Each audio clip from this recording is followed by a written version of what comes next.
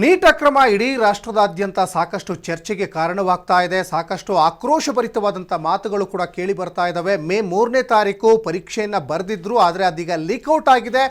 ಮರು ಪರೀಕ್ಷೆಗೆ ಕೇಂದ್ರ ಸರ್ಕಾರ ಈಗ ಸೂಚನೆ ಕೂಡ ಹೊರಡಿಸಿದೆ. ನೀಟ್ ಅಕ್ರಮದ ವಿರುದ್ಧ ರಾಜಸ್ಥಾನದ ಕೋಟೆಗೆ ಕಾಂಗ್ರೆಸ್ ನಾಯಕ ರಾಹುಲ್ ಗಾಂಧಿ ಭೇಟಿಯನ್ನ ಕೊಟ್ಟರು. ನೀಟ್ ಹಾಗೂ ಪರೀಕ್ಷಾ ಅಕ್ರಮಗಳ ವಿರುದ್ಧ ವಿದ್ಯಾರ್ಥಿ ರ್ಯಾಲಿಯಲ್ಲಿ ಲೋಕಸಭಾ ವಿರೋಧ ಪಕ್ಷದ ನಾಯಕ ರಾಹುಲ್ ಗಾಂಧಿ ಅವರು ಕೂಡ ಭಾಗಿಯಾದರು.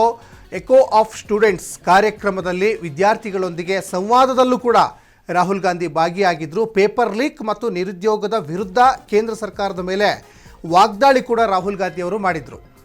ನಿಜಕ್ಕೂ ಕಷ್ಟಪಟ್ಟು ಎಕ್ಸಾಮನ್ನು ಬರೆದಿರ್ತಾರೆ, ಆದರೆ ಆ ಎಕ್ಸಾಮ್ ಬರೆದಂತಹ ಅರ್ಹತೆ ಇರುವಂತಹ ವಿದ್ಯಾರ್ಥಿಗಳಿಗೆ ಅನ್ಯಾಯ ಆದಾಗ ಧ್ವನಿ ಎತ್ತಲೇಬೇಕಾಗ್ತದೆ. ಕೋಟದಲ್ಲಿ ಕಾಂಗ್ರೆಸ್ನ ವಿದ್ಯಾರ್ಥಿ ಅಭಿಯಾನಕ್ಕೆ ಹೊಸ ಈಗ ಚೈತನ್ಯ ಸಿಕ್ತಂತೆ ಕಾಣಿಸ್ತಾ ಇದೆ.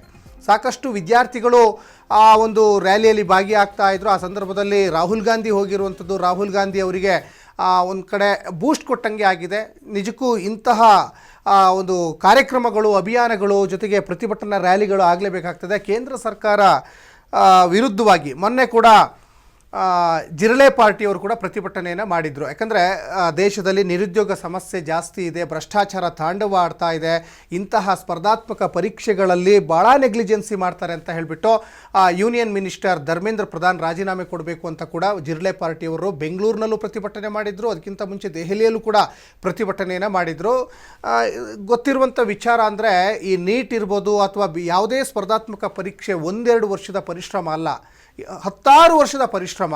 ತಂದೆ ತಾಯಿಯಿಂದ ಸಂಬಂಧಿಕರಿಂದ ದೂರ ಇದ್ದು ದಿನಕ್ಕೆ 18ರಿಂದ 20 ಗಂಟೆಗಳ ಕಾಲ ಈ ಓದಿಗೋಸ್ಕರನೇ ಮೀಸಲಿಡ್ತಾರೆ. ಆದರೆ ನಿಜ ಹೇಳಬೇಕು ಅಂದರೆ ಪಾಪ ಕಷ್ಟಪಟ್ಟು ಎಷ್ಟೋ ಜನ ಬರೆದಿರ್ತಾರೆ. ಕೆಲವರೊಂದಿಷ್ಟು ಜನ ಅಕ್ರಮಗಳಲ್ಲಿ ಭಾಗಿಯಾಗಿರ್ತಾರೆ. ಆದರೆ ಯಾರು ಭಾಗಿಯಾಗಿರ್ತಾರೆ ಅಕ್ರಮದಲ್ಲಿ ಅವರಿಗೆ ಮರುಪರೀಕ್ಷೆ ಮಾಡಿಸ್ಬೇಕೋ ಅಥವಾ ಅವ್ರನ್ನ ಪರೀಕ್ಷೆಯಿಂದನೇ ಹೊರಗಿಡಬೇಕೋ ಅದನ್ನು ನಿರ್ಧಾರ ಮಾಡಬೇಕಾಗ್ತದೆ. ನೋಡಿ, ಸಿಂಪಲ್ಲಾಗಿ ಬೇರೆ ಬೇರೆ ವಿಚಾರಗಳಲ್ಲೆಲ್ಲ ಅರ್ಹರಿದ್ದಾರೋ ಅನರ್ಹರಿದ್ದಾರೋ ಈ ಗ್ಯಾರಂಟಿ ವಿಚಾರದಲ್ಲೆಲ್ಲ ಸರ್ಕಾರಕ್ಕೆ ಬೇಗ ಲೆಕ್ಕ ಸಿಗ್ತದೆ. ಆದರೆ ಪರೀಕ್ಷೆ ಅಕ್ರಮ ಮಾಡಿದವರಿಗೆ ಇವ್ರಿಗೆ ಗೊತ್ತಾಗಲ್ಲ ಯಾರು ಮಾಡಿದ್ದಾರೆ, ಯಾರು ನಿಜಕ್ಕೂ ಎಕ್ಸಾಮ್ ಬರೆದಿದ್ದಾರೆ ಅಂತ. ಇದೇ ಕರ್ನಾಟಕದಲ್ಲೂ ಕೂಡ 2021ರಲ್ಲಿ PSI ಎಕ್ಸಾಮ್ ಬರೆದಾಗಲೂ ಅದೇ ರೀತಿಯಾದಂತಹ ಪರಿಸ್ಥಿತಿಯನ್ನು PSI ಎಕ್ಸಾಮ್ ಬರೆದಂಥವರು ಅನುಭವಿಸಿದರು. ಸಾಕಷ್ಟು ಜನ ಕನಸಿಟ್ಕೊಂಡು ಇಂಥ ಎಕ್ಸಾಮ್ಗಳನ್ನ ಬರೆದಿರ್ತಾರೆ. ಮತ್ತು ನೋಡಿ, ಈ ನೀಟ್ ಎಕ್ಸಾಮು ಡಾಕ್ಟ್ರ್ ಆಗಬೇಕು ಅಂತ ಪಾಪ ಈ ಡಾಕ್ಟ್ರ್ ಆಗಬೇಕು ಅಂತ ಎಕ್ಸಾಮನ್ನು ಬರೆದಿರ್ತಾರೆ. ಆದರೆ ಈ ಡಾಕ್ಟ್ರ್ ಆಗಬೇಕು ಅಂತ ನೀವು ಎಂಟ್ರೆನ್ಸ್ ಟೆಸ್ಟ್ ಬರೆಯುವಾಗಲೇ ಅವ್ರನ್ನ ಮಾನಸಿಕವಾಗಿ ಕುಗ್ಸಿದ್ರೆ, ಅವರ ಸ್ಥೈರ್ಯವನ್ನು ನೀವು ಕುಗ್ಸಿದ್ರೆ ಅವರು ಯಾವ ರೀತಿಯಾದಂತಹ ಡಾಕ್ಟ್ರ್ ಆಗ್ತಾರೆ? ಇವತ್ತು ದೇಶಕ್ಕೆ ಡಾಕ್ಟ್ರುಗಳು, ಇಂಜಿನಿಯರ್ಗಳು ಭಾಳ ಅತ್ಯವಶ್ಯಕವಾಗಿ ಬೇಕಾಗಿದೆ. ಹಾಗಾಗಿ ಅಂತಹ ಡಾಕ್ಟ್ರ್ ಆಗಬೇಕು ಅನ್ನುವಂತಹ ಕನಸನ್ನು ಇಟ್ಕೊಂಡಿರ್ತಾರೆ. ಅವರಿಗೆ ಎಷ್ಟು ಕಷ್ಟಪಟ್ಟು ಅವ್ರ ತಂದೆ ತಾಯಿ ಓದಿಸಿರ್ತಾರೆ, ಜೊತೆಗೆ ಅವ್ರು ಎಲ್ಲಿ ಕೂಲಿ ನಾಲಿ ಮಾಡಿ ತಮ್ಮ ಮಕ್ಕಳನ್ನು ಓದಿಸ್ಬೇಕು ಅಂತ ಹಂಬಲಿಸ್ತಾ ಇರ್ತಾರೆ. ಅಂಥವರ ಭವಿಷ್ಯಕ್ಕೆ ಕೊಳ್ಳಿ ಇಡುವಂತಹ ಕೆಲಸಕ್ಕೆ ಯಾವುದೇ ಸರ್ಕಾರ ಮುಂದಾಗಿರಬಾರ್ದು. ಯಾಕಂದರೆ ನೋಡಿ, ಎಷ್ಟು ಅಕ್ರಮಗಳು ನಡೀತಾ ಇದ್ದಾವೆ. ಯಾವುದೇ ನೀವು ಎಕ್ಸಾಮ್ಗಳನ್ನ ತಗೊಳ್ಳಿ, ಅಲ್ಲಿ ಲೋಪದೋಷಗಳಿರ್ತದೆ. ಇಲ್ಲಾಂದರೆ ಪ್ರಶ್ನೆ ಪತ್ರಿಕೆಯಲ್ಲಿ ರಾಂಗು, ಇಲ್ಲಾಂದರೆ ಪ್ರಶ್ನೆ ಪತ್ರಿಕೆನೇ ಸೋರಿಕೆ ಆಗ್ತದೆ. ಈಗ ಟೆಲಿಗ್ರಾಮ್ನ ಈಗ ಜೂನ್ 22ನೇ ತಾರೀಕುವರೆಗೂ ಬಂದ್ ಮಾಡಿದ್ದೀರಾ. ಜೂನ್ 21ನೇ ತಾರೀಕಿಗೆ ಮರುಪರೀಕ್ಷೆ ಇದೆ. ನೀಟ್ ಮರುಪರೀಕ್ಷೆ ಇರೋದ್ರಿಂದ ಕೇವಲ ಟೆಲಿಗ್ರಾಮ್ನಿಂದ ಮಾತ್ರ ಹಾಗಾದರೆ ಸೋರಿಕೆ ಆಗೋದನ್ನ ತಡೆಗಟ್ಬೋದಾ ಅಂತ ಈಗ ಇದೇ ಟೆಲಿಗ್ರಾಮ್ನ CEO ದೆಹಲಿ ಹೈಕೋರ್ಟ್ ಕದ ತಟ್ಟಿದ್ದಾರೆ. ಈ ಸಾಕಷ್ಟು ಸೋಷಿಯಲ್ ಮೀಡಿಯಾದಲ್ಲಿ ನೀವು ಮಾಹಿತಿ ಹಂಚಿಕೆ ಆಗ್ತದೆ. ಇದು ವಾಟ್ಸಪ್ ಇದೆ, ಫೇಸ್ಬುಕ್ ಇದೆ, ಯೂಟ್ಯೂಬ್ ಇದೆ, ಬೇರೆ ಬೇರೆ ಇವಾಗ ಸೋಷಿಯಲ್ ಮೀಡಿಯಾಗಳನ್ನು ದುರ್ಬಳಕೆ ಮಾಡಿಕೊಳ್ಳೋಕ್ಕೂ ಕೂಡ ಸಾಧ್ಯತೆ ಇದೆ.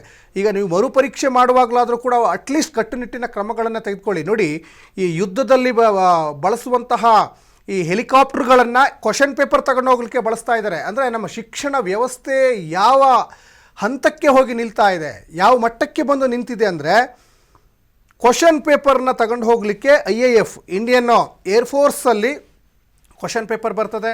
ಜೊತೆಗೆ ಈ ಉತ್ತರ ಪತ್ರಿಕೆಯನ್ನು ನಾವು ನೋಡ್ತಾರಲ್ಲ, ವ್ಯಾಲ್ಯೂಯೇಷನ್ ಮಾಡ್ತಾರಲ್ಲ ಶಿಕ್ಷಕರು, ಅವರಿಗೂ ಯಾವುದೇ ರೀತಿಯಾದಂತಹ ಡಿಜಿಟಲ್ ಸಾಧನಗಳ ಬಳಕೆಯನ್ನು ಮಾಡಲಿಕ್ಕೆ ಅವಕಾಶ ಇಲ್ಲ ಅನ್ನುವಂಥದ್ದು ಕೂಡ ಗೊತ್ತಾಗ್ತಾ ಇದೆ. ಟೆಲಿಗ್ರಾಮ್ನ ಬಂದ್ ಮಾಡಿದರೆ ವಾಟ್ಸಪ್ಪಲ್ಲಿ ಮೆಸೇಜ್ ಹೋಗಲ್ವಾ, ಫೇಸ್ಬುಕ್ಕಲ್ಲಿ ಹೋಗಲ್ವಾ, ಯೂಟ್ಯೂಬಲ್ಲಿ ಹೋಗಲ್ವಾ? ಈ ಥರ ಒಂದಿಷ್ಟು ಪ್ರಶ್ನೆಗಳು ಕೂಡ ಈಗ ಸ್ವತಃ ನಾವು ಹೇಳೋದಲ್ಲ, ಈ ಟೆಲಿಗ್ರಾಮ್ನ CEOನೇ ಈಗ ಪ್ರಶ್ನೆ ಮಾಡ್ತಾ ಇದ್ದಾರೆ. ನಿಜಕ್ಕೂ ಕಳವಳವನ್ನು ವ್ಯಕ್ತಪಡಿಸ್ತಾ ಇದ್ದಾರೆ.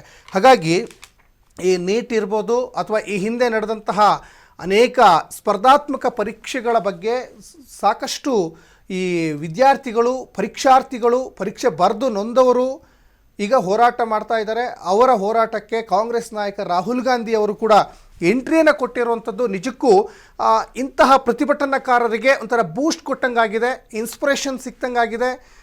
ಮತ್ತು ಜನಗಳ ಮಧ್ಯದಲ್ಲೇ ನಿಂತು ಇಂತಹ ಹೋರಾಟಗಳಲ್ಲಿ ರಾಜಕಾರಣಿಗಳು ಭಾಗಿಯಾಗಬೇಕಾದಂತಹ ಅನಿವಾರ್ಯತೆ ಈಗ ಎದುರಾಗ್ತಾ ಇದೆ. ನೋಡಿ ಎಷ್ಟು ಸಾಕಷ್ಟು ಸಮಸ್ಯೆ ಇದ್ದಾವೆ. ಈಗ ಏನೇನೋ ಕನಸುಗಳನ್ನು ಇಟ್ಕೊಂಡಿರ್ತಾರೆ. ಈ ಕನಸುಗಳು ಹೊಸತ್ರಲ್ಲೇ ಹೊಸಕಿ ಹಾಕುವಂತಹ ಸನ್ನಿವೇಶಕ್ಕೆ ಸಾಕ್ಷಿ ಆಗ್ತಾ ಇದೆ ಈ ಪರೀಕ್ಷಾ ಅಕ್ರಮಗಳು.